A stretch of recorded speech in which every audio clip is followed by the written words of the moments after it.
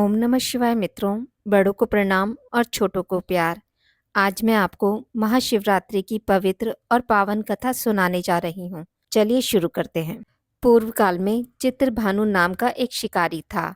जानवरों की हत्या करके वह अपने परिवार को पालता था। वह एक साहूकार का कर्जदार था, लेकिन उसका ऋण समय पर ना चुका सका।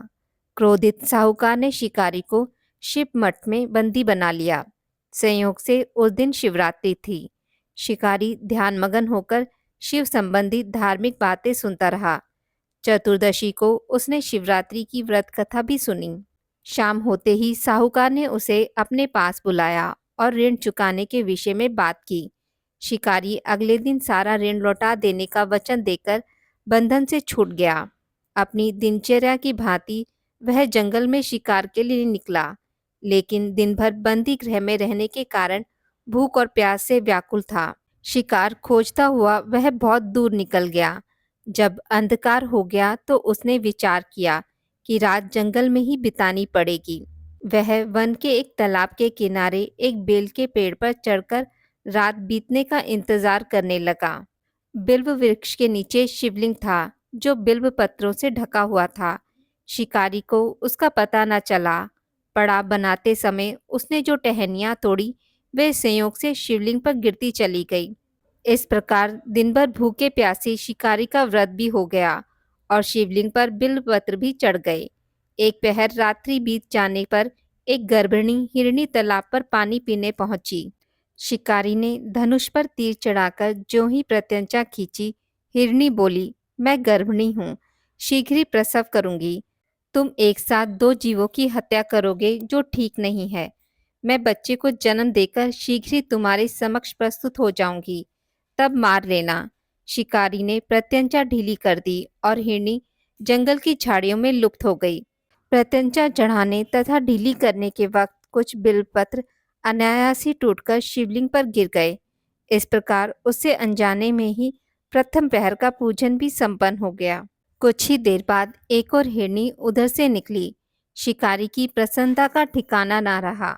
समीप आने पर उसने धनुष पर बाण चढ़ाया। तब उसे देख हिरनी ने विनम्रता पूर्वक निवेदन किया, हे शिकारी, मैं थोड़ी देर पहले ही ऋतु से निर्वृत हुई हूँ। कामातुर विरहिणी हूँ, अपने प्रिय की खोज में भटक रही हूँ।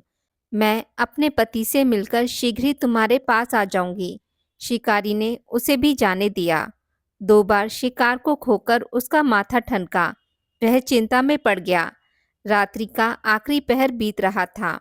इस बार भी धनुष से लगकर कुछ बेलपत्र शिवलिंग पर जा गिरे तथा दूसरे पहर का पूजन भी संपन्न हो गया। तभी एक अन्य हिरनी अपने बच्चों के साथ उधर से निकली। शिकारी के लिए यह स्वर्णिम अवसर था।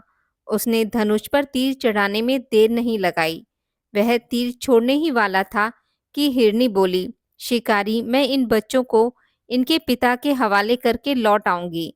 इस समय मुझे मत मारो। शिकारी हंसा और बोला, सामने आए शिकार को छोड़ दूं, मैं ऐसा मूर्ख नहीं।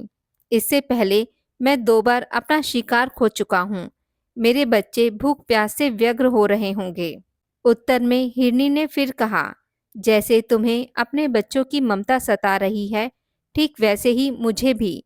हे शिकारी, मेरा विश्वास करो, मैं इन्हें इनके पिता के पास छोड़कर तुरंत लौटने की प्रतिज्ञा करती हूँ। हिरनी का दुख भरा स्वर सुनकर शिकारी को उस पर दया आ गई। उसने उस मृगी को भी जाने दिया। शिकार के अभाव में तथा भूख प्यास से व्याकुल शिकारी अनजाने में ही बेल वृक्ष पर बैठा बेलपत्र तोड़ तोड़कर नीचे फेंकता जा रहा था। पों फटने को हुई तो एक हष्टपुष्ट मृग उसी रास्ते पर आया। शिकारी ने सोच लिया कि इसका शिकार वह अवश्य करेगा। शिकारी की तनी प्रत्यंचा देखकर मृग विनती स्वर में बोला, हे शिकारी, यदि तुमने मुझसे पूर्व आने वाले 3 मृगियों तथा छोटे बच्चों को मार डाला है तो मुझे भी मारने में विलंब ना करो, ताकि मुझे उनके वियोग में एक क्षण भी दुख ना सहना पड़े। मैं उन हिरनियों का पति हूँ। यदि तुमने उन्हें जीवन दान दिया है तो मुझे भी कुछ क्षण का जीवन दान देने की कृपा करो। मैं उनसे मिलकर तुम्हारे समक्ष उपस्थित हो जाऊंगा।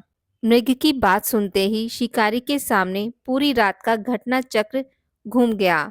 उसने सारी कथा मृग को सुना दी।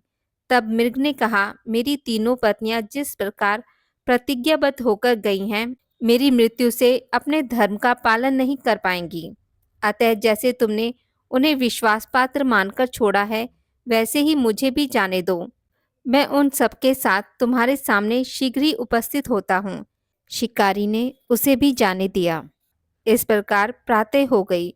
उपवास, रात्रि जागरण तथा शिवलिंग पर बेलपत्र चढ़ाने से अनजाने में ही पर शिवरात्रि की पूजा पूर्ण हो गई। पर अनजाने में ही की हुई पूजा का परिणाम उसे तत्काल मिला। शिकारी का हिंसक हृदय निर्मल हो गया। उसमें भगवत शक्ति का वास हो गया। थोड़ी ही देर बाद वह मृग सह परिवार शिकारी के समक्ष उपस्थित हो गया ताकि वह उनका शिकार कर सके। किंतु जंगली पशुओं की ऐसी सत्यता, सात्विकता एवं सामूहिक प्रेम भावना देखकर शिकारी को बड़ी ग्लानि हुई। उसने मृग परिवार को जीवन दान दे दिया। अनजाने में शिवरात्रि व्रत का पालन करने पर भी शिकारी को मोक्ष की प्राप्ति हुई।